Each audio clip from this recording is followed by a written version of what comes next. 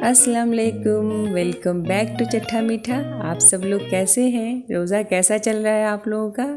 अल्हम्दुलिल्लाह बहुत अच्छा चल रहा होगा। तो चलिए, आज की रेसिपी है मटन स्ट्यू। बिस्मिल्लाहिर्रहमानिर्रहीम। गैस स्टोव हमने ऑन कर दिया है और इस पर चढ़ा दिया है प्रेशर हांडी। इसमें डालेंगे 3 टेबल स्पून के करीब ऑयल और इसमें 100 से 150 ग्राम के करीब प्याज कट किया हुआ डाल देंगे। 1 केजी मटन में आप 200 ग्राम तक प्याज डाल सकते हैं। इससे ज़्यादा डालने से थोड़ा मीठा सा टेस्ट आता है, तो हमने वैसे ही अंदाजे से 2 प्याज कट करके डाल दिया है और इसको लाइट गोल्डन ब्राउन करना है। इस तरह से देखिए, इस तरह से ही होना चाहिए प्याज। अब इसमें मटन के पीसेस डाल देंगे। तो ये 1 केजी मटन है, अच्छे से वॉश करके इसको निचोड़ निचोड़ के डाल देंगे सारे पीसेस को। इसका स्ट्यू का मेन है भुनना। इसको जो है अभी 10 से 12 मिनट तक भूनेंगे, तभी जो है स्ट्यू का बहुत ही लजीज टेस्ट होगा और इसका जायका एकदम खिल के आता है। नॉनवेज को तो मेन भूनना ही होता है। इसमें नमक जो है जायके के हिसाब से 1 टीस्पून के करीब जाएगा और 2 टीस्पून जिंजर गार्लिक पेस्ट जाएगा। लहसुन अदरक का पेस्ट 2 टीस्पून। 1 केजी का मेज़रमेंट है, आप ज़्यादा बनाएं तो ज़्यादा कर लें। और इसको भूनना है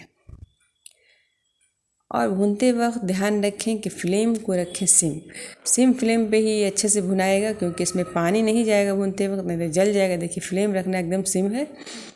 अब इसमें जाएगा गाढ़ी दही है, ये फ्रेश दही लें, खट्टी नहीं। 100 ml के करीब हाफ ग्लास है ये।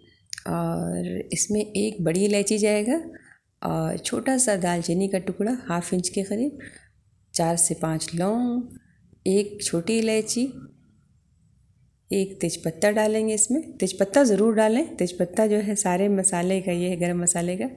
और वैसे ही 8 से 10 दाना काली मिर्च, साबुत काली मिर्च डालने से स्ट्यू का बहुत ही जायका बढ़ जाता है। इसमें काली मिर्च पाउडर भी जाएगा और फ्लेम सिम रख के 10 से 12 मिनट तक भुने। भूनते वक्त ढक्कन ढक के भुने और इसमें 1.5 चम्मच के करीब लाल मिर्ची डाल दीजिए। 1/4 टीस्पून काली मिर्च का पाउडर डाल दिया है। बस इतना ही मसाला जाएगा। धनिया पाउडर इसमें बिल्कुल नहीं डालें, बस इतना ही मसाला। लाल मिर्ची और काली मिर्च जो तीखा में सही जाएगा और बाकी गरम मसाला साबुत जाएगा। और इसको भूनना है। मेन स्ट्यू का जो है भूनना होता है, भूनने से ही इसका जायका एकदम खिल के आता है। और नॉनवेज को तो भून के ही बनाना चाहिए। तो इसको भूनना है, भूनते वक्त एकदम फ्लेम सिम रखिए और ढक के भूनिए। कोशिश करें कि ढक के भूनें। मुझे तो वीडियो लेना है, इसलिए मैं खोल के आपको दिखा रही हूँ कि देखिए किस तरह से भुना रहा है और कैसे देखिए कलर चेंज कुछ देर में 8-10 मिनट में हो जाएगा। तो देखिए बहुत अच्छे से भुना गया है, सब मसाला अच्छे से पक गया है और मटन भी पूरा अपना पानी रिड्यूस कर दिया है। तो मेन है कि इसका भुनना अच्छे से जब भुन जाए तभी इसमें पानी डाल के गलाना है।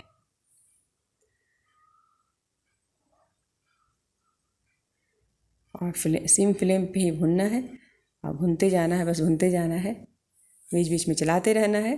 फ्लेम रहेगा सिम तो जलेगा नहीं, क्योंकि इसमें दही भी डाला हुआ है। तो देखिए अभी ये जो है बहुत अच्छे से मसाला भुन गया है, तेल भी छूट गया एकदम अच्छे से है। तो अब जो है इसमें हम पानी डाल देंगे 100 ml के करीब। इतना पानी कि बस मटन गल जाए, इतना ध्यान रखना है। तो 100 ml के करीब इसमें पानी जाएगा और डाल करके ढक्कन लगा देना है। 1 गिलास पानी हमने डाल दिया इसमें है। अंदाज़े से पानी डाल दीजिए ताकि अच्छे से गल जाए। और 4 से 5 सीटी लगा लेना है पहले, जब प्रेशर आ जाए फिर फ्लेम सिम रख देना है। इस दौरान ज़रूर नमक टेस्ट कर लीजिए अभी ही। अब देखिए 4 से 5 सीटी हमने लगा लिया है। तो देखिए बहुत अच्छे से गल गया है, देखने से पता चल रहा है। तो मटन इतना देर भुना भी गया है और ये बहुत अच्छे से गल गया है। इसके पीसेस जो है हड्डी दम छोड़ दी है, तो दम गल गया बहुत अच्छे से। इसको थोड़ा सा हम और भून लेंगे, क्योंकि थोड़ा ज़्यादा ग्रेवी है, तो हम थोड़ा भून लेंगे। देखिए बहुत अच्छे से जो है पीसेस गल गए हैं मटन के, और बहुत ही जायकेदार ये स्ट्यू होता है। इसको आप चपाती के साथ या फिर चावल के साथ खाएं। इसमें थोड़ा सा हरा धनिया डालेंगे, इसमें बारीक कट करके डाल देंगे, और डाल के बस गैस स्टोव ऑफ कर देंगे। इसको आप सैलेड के साथ ऐसे ही स्ट्यू खा सकते हैं, बहुत अच्छा लगता है खाने में। इसको बटर नान के साथ या फिर तंदूरी नान के साथ खाएं। ऐसे इसका सबसे ज़्यादा टेस्ट आता है स्ट्यू हो, पतली पतली चपाती हो, सैलेड हो और दही का रायता हो, बस और कुछ भी नहीं चाहिए। ये आपको ब्रेकफास्ट में मिल जाए या फिर रात में डिनर में मिल जाए तो क्या कहना है।